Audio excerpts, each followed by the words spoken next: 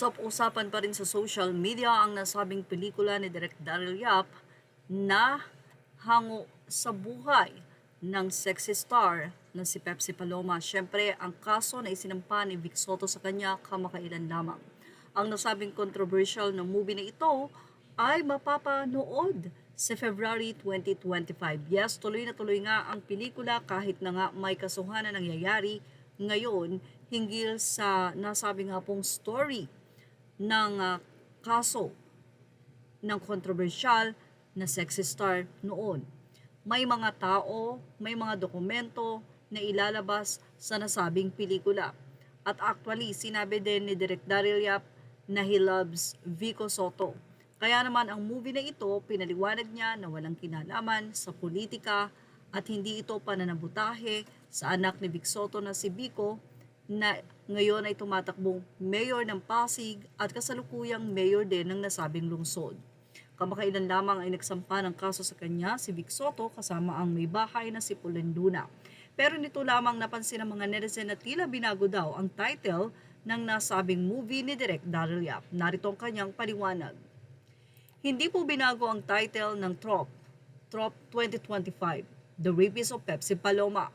Meron lamang pong mga sinihan sa bansa ang nagpauna ng nagsabing hindi sila maaaring magpaskil ng salitang blank.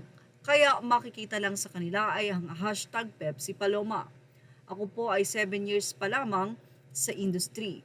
Walang sapat na makinarya laban sa trolls, fake news, pagpabor ng mainstream media. Ang pelikula po, mabawasan man o madagdagan ng salita o kataga, iisa lamang ang basa, katotohanan. Pakaabangan ang official trailer at ang pag-aanunsyo kung kailan sa Pebrero ipalalabas ang aming munting pelikula. Narito pa ang naging pahayag ng isang netizen. Kung papanuurin natin yung paghimay ni lawyer attorney Libayan, medyo mahirap ang laban. Kung ang nanay ang tatanungin natin sa nangyari medyo tagilid din. Dahil nung panahon na yon si Coca kasama niya sa apartment dahil hindi siya tanggap ng magulang niya. Pinagtabuyan nga eh.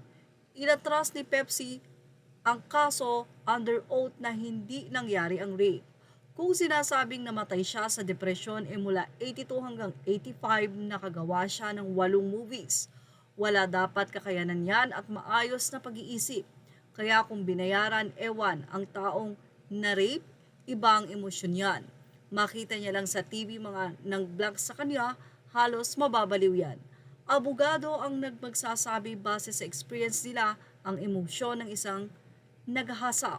Ang paghingi nila ng sorry ay hindi nila takasang sinabi na dahil iyon sa rape nila kay Pepsi kundi dahil sa mga taong naapektuhan ng sitwasyon medyo tagilid. Say naman ni Direk Daryl Yap, truth will unravel as we tackle the case. Hindi kasi ganyan kasimple. Thanks for this though. Hindi na rin pwedeng buksan pa kaso ni Pepsi dahil lampas na sa regulatory period na 20 years. Well, ano masasay niyo about dito?